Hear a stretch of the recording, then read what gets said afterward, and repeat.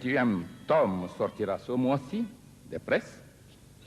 À chaque sortie, le premier exemplaire lui était adressé au général de Gaulle de son livre.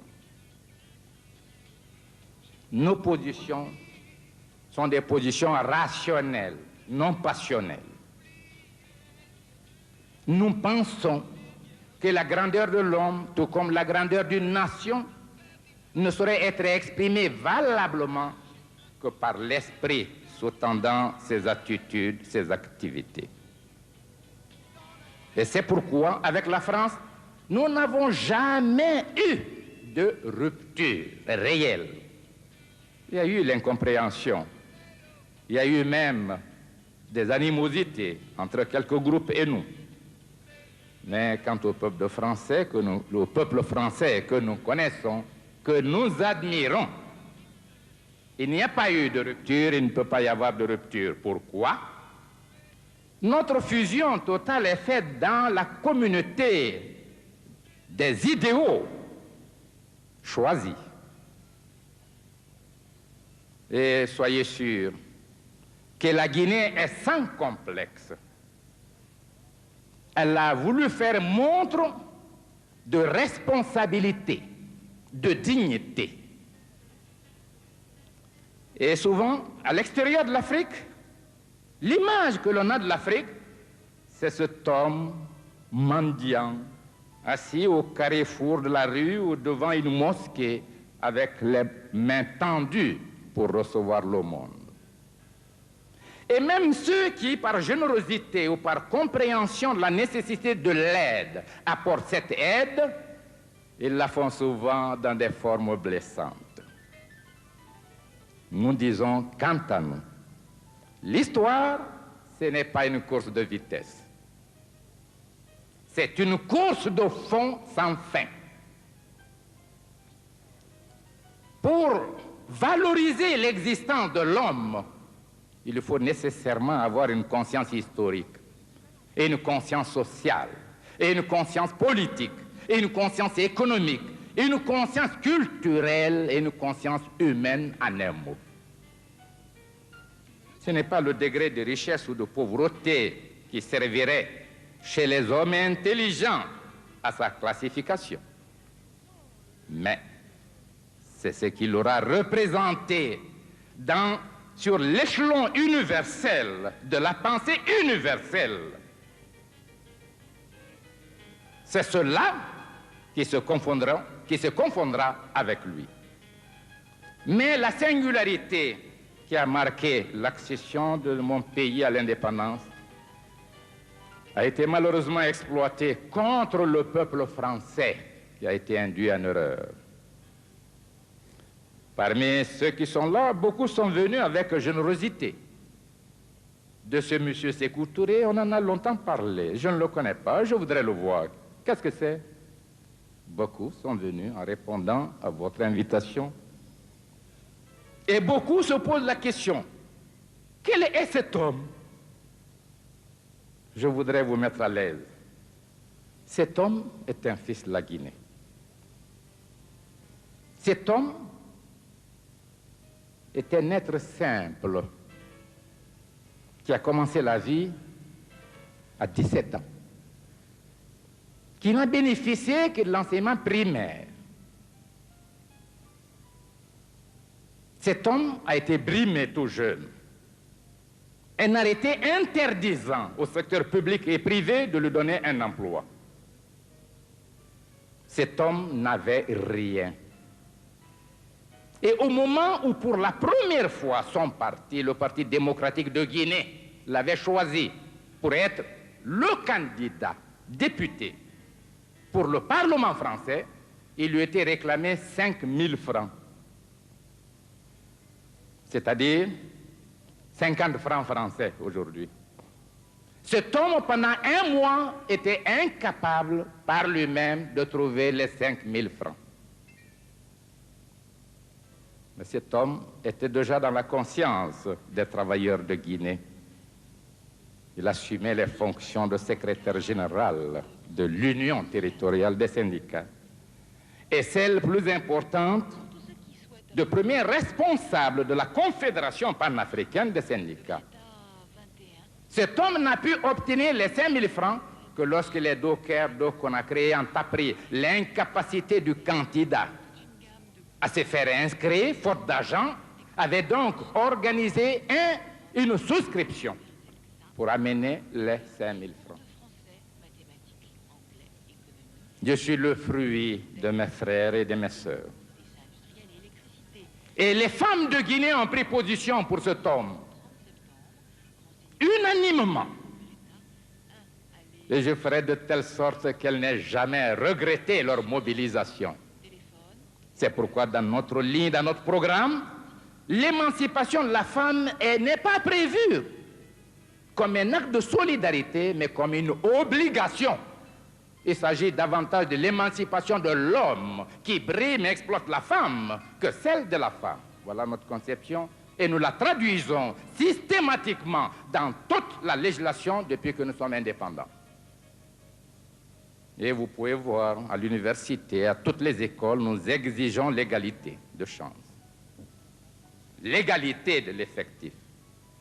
Dans la vie, à l'Assemblée, nous avons 42 députés sur une assemblée de 210. Dans le gouvernement, dans tous les appareils de direction. Cet homme aussi a été soutenu par les jeunes parce qu'il avait dirigé le mouvement de la jeunesse. Mais cet homme était esclave d'une tradition familiale.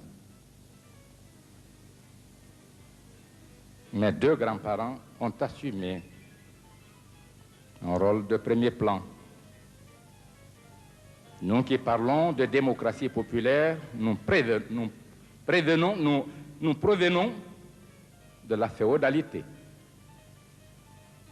Car mes 2 grands-parents ont été chefs, empereurs. Les 2 sont morts en exil. L'un à Madagascar, l'autre au Gabon. Mais la Guinée verra l'avènement de la démocratie, l'avènement même du style révolutionnaire grâce à notre groupe. Et ce sont des options sincères. Cet homme donc n'a aucune haine à l'égard de qui que ce soit. Et, monsieur le maire, je vous donnerai, tiré des archives, quelques extraits des discours tenus lorsque le général de Gaulle, président de la République française, était venu à Conakry. Nous avons tout fait, mais l'incompréhension était totale. Mon collègue, le président de la République française, M. François Mitterrand, était un ami personnel. J'ai appartenu au même groupe parlementaire que lui, le groupe UDCR-RDA. M. Félix Houphouët-Boigny était notre président, mais j'étais vice-président du Rassemblement démocratique africain, le premier leader syndicaliste de l'Ouest africain. Nous disons donc que nous avons voulu maintenir nos liens et même faire affermir l'amitié, la confiance entre la Guinée indépendante et la France.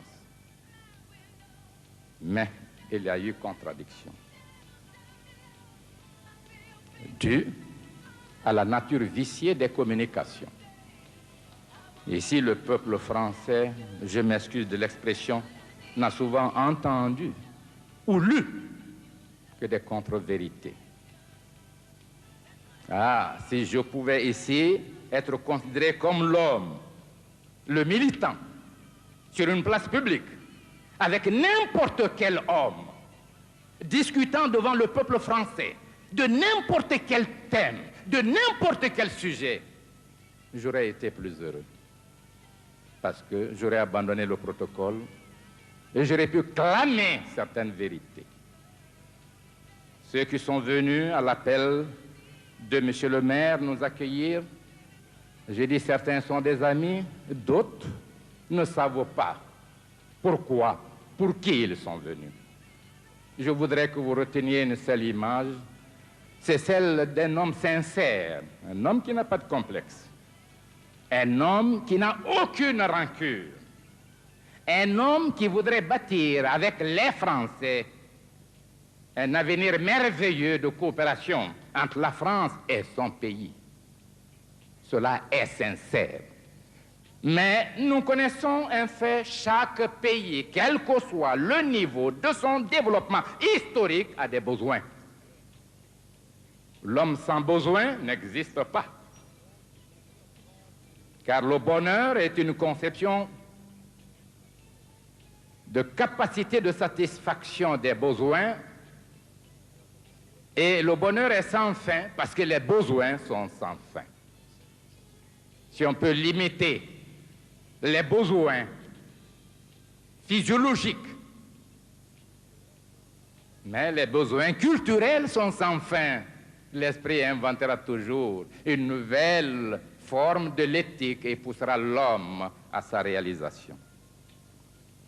Nous sommes venus donc exprimer cette volonté sincère de coopération durable avec la France, avec son gouvernement, avec tous les milieux. Mais nous ne venons pas tendre la main. Nous ne quémanderons jamais. Nous nous comporterons toujours en homme responsable, en peuple responsable et digne. Nous disons la dignité, c'est l'harmonie entre le dire et le faire. Nous tâcherons de rester dignes. Nous respecterons tous nos engagements. Voilà donc, Monsieur le maire, la signification que nous accordons à l'occasion que vous avez bien voulu nous offrir à nous adresser à ces illustres personnalités représentant les différents milieux de la ville de Paris et donc de la France. Nous vous disons encore merci. Nous vous disons jugez-nous par nous-mêmes et non parce qu'on dit de nous. Et pour vous mettre à l'aise, avec votre permission, Monsieur le maire, je ne voudrais pas abuser du temps. Quel est le mot qui vient à l'esprit du français? En Guinée, il n'y a pas de droit de l'homme. Voilà ce qui est chanté. J'aiderai les auteurs en faisant un poème sur leur création et en les ridiculisant. Je vous assure, au nom de tout ce qui m'est cher, de mes grands-parents qui ont symbolisé la résistance africaine, de moi-même qui ai dirigé, organisé cette résistance jusqu'à l'indépendance, en tant que leader des syndicats, leader des jeunes, jamais un homme en Guinée n'a été poursuivi pour raison politique, raison de délit de presse, raison de délit de parole. Si vous lisez mes thèses philosophiques, pour moi, il n'y a pas de raison d'État. Et nous sommes le seul pays à avoir perçu la fusion nécessaire entre l'État, le parti et le peuple en créant une phase historique, celle du parti État. Vous n'avez qu'à lire les thèses philosophiques justifiant cette entité.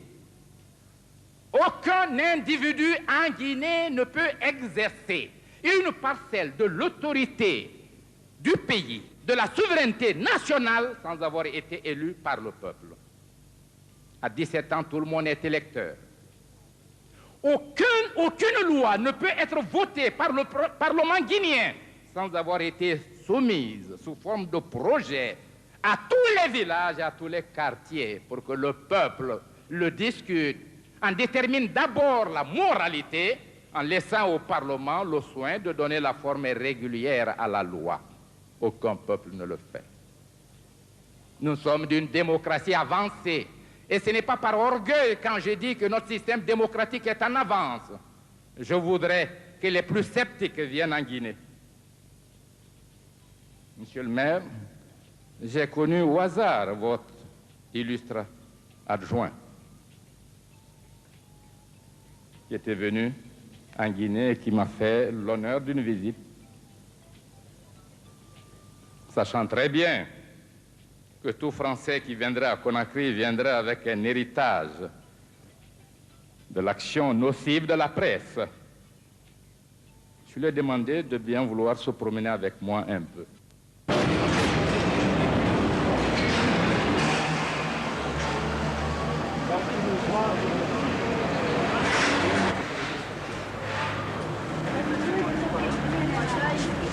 circuler, s'il vous plaît.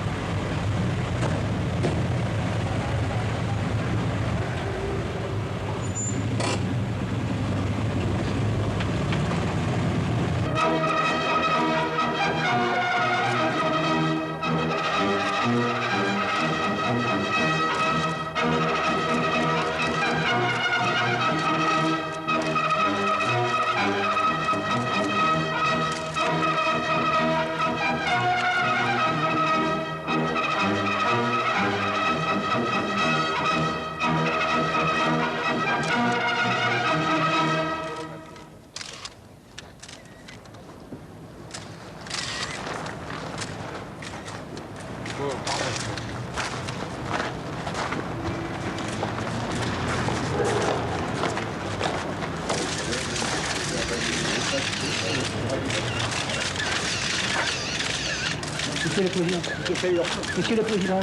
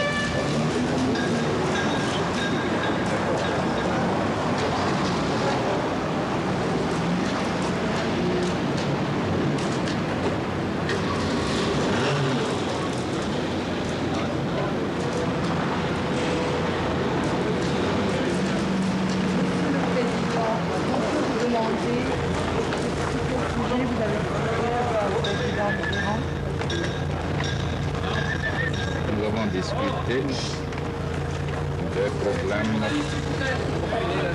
généraux préoccupant nos peuples et nos gouvernements à l'échelle du monde, également des problèmes bilatéraux. Monsieur le Président, quelle signification doit-on donner à votre visite en France?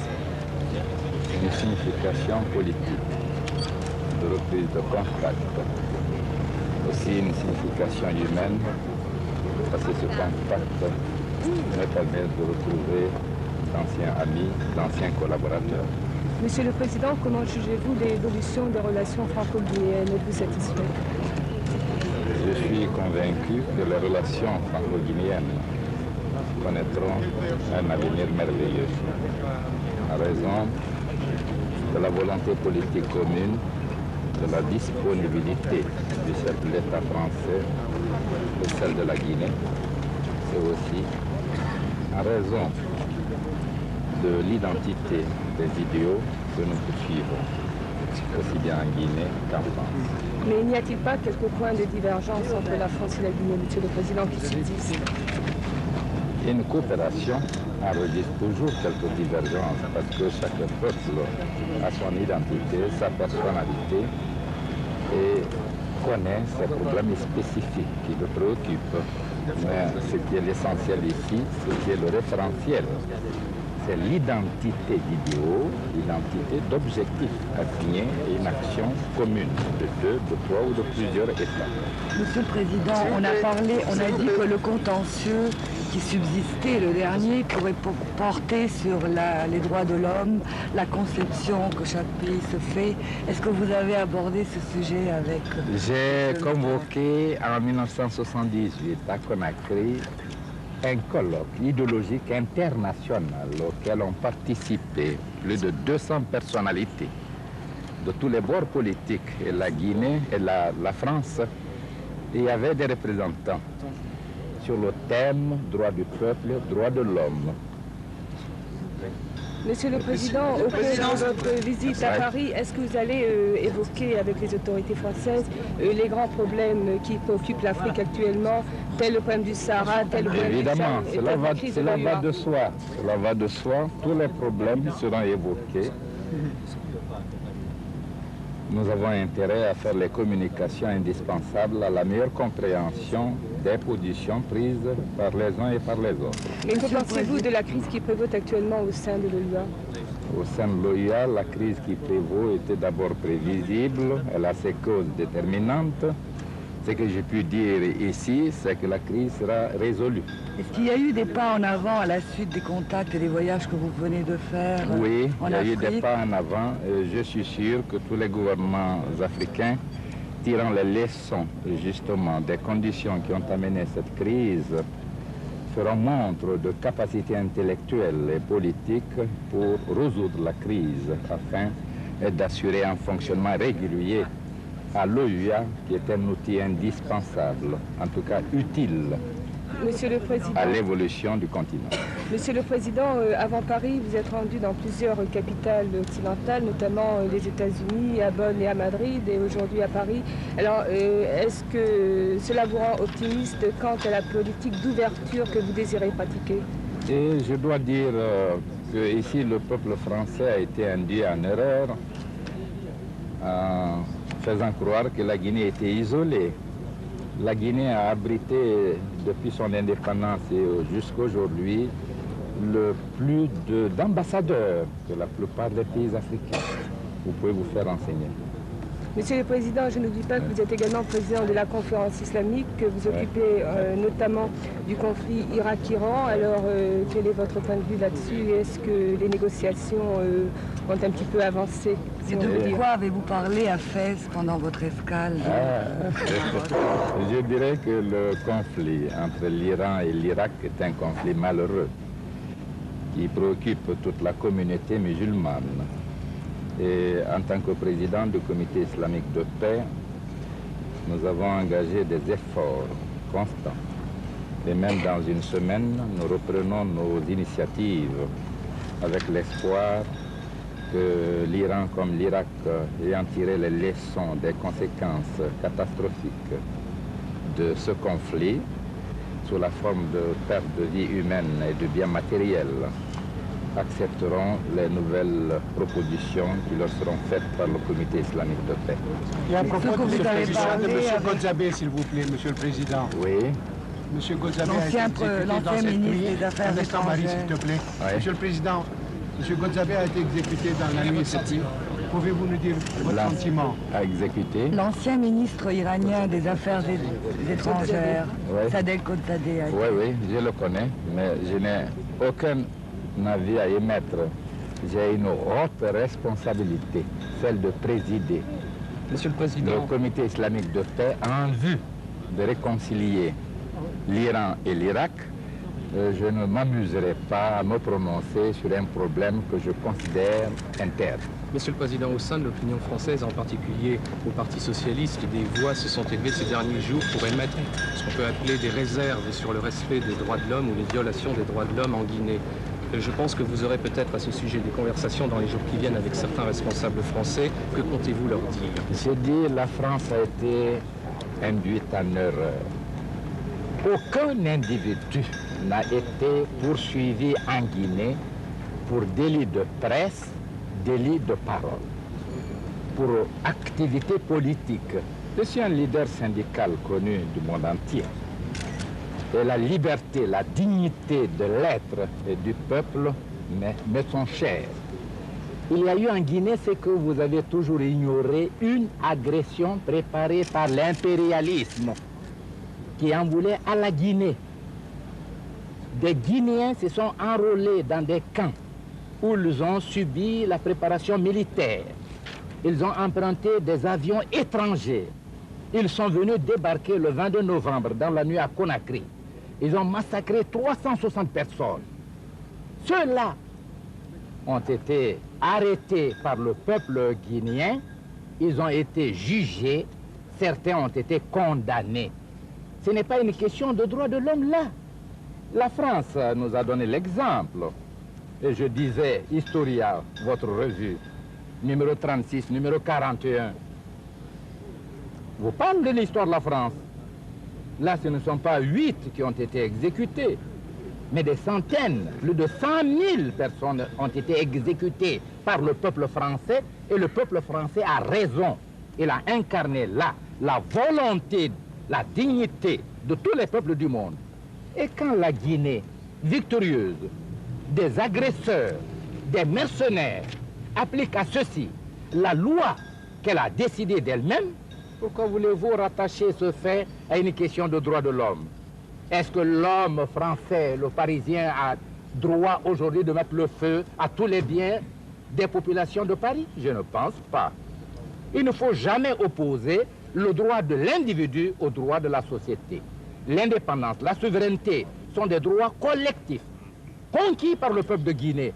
Et ceux qui veulent attenter à l'indépendance et à la souveraineté de la Guinée sont des traîtres quand ils sont des Guinéens.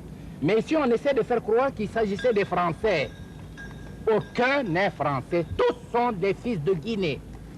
Certes, ils avaient épousé des Françaises. Mais la double nationalité, qu'est-ce que cela veut dire?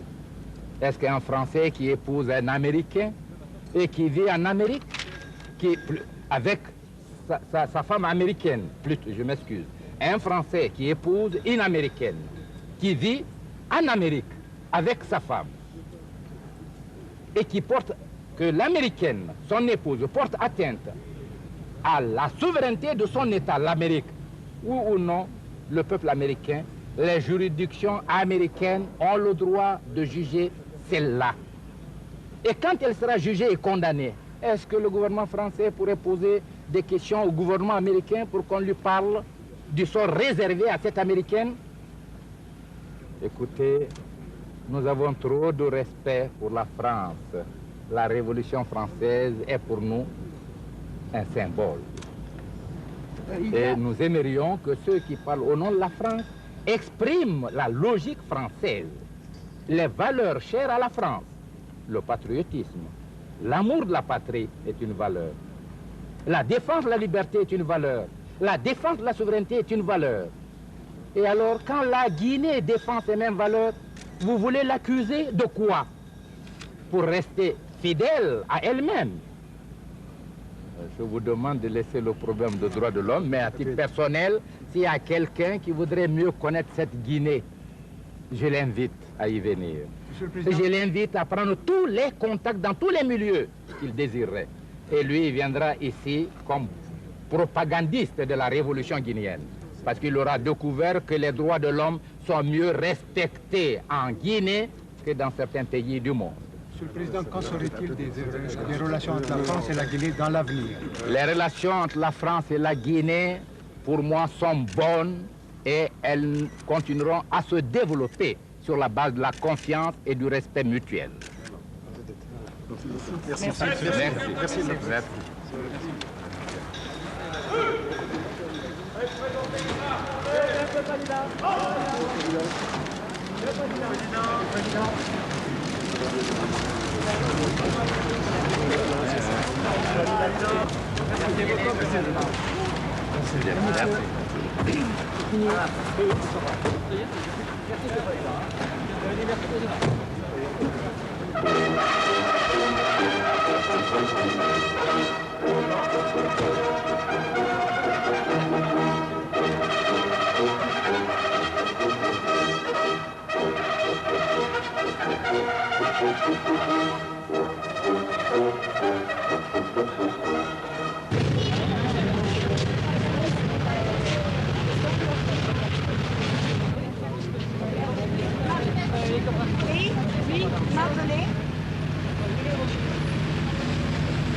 Pendant 12 ans, depuis 12 ans maintenant, nous attendons des nouvelles de nos maris. Ce n'est que cette année que le président Sékou Touré a reconnu en avoir exécuté certains.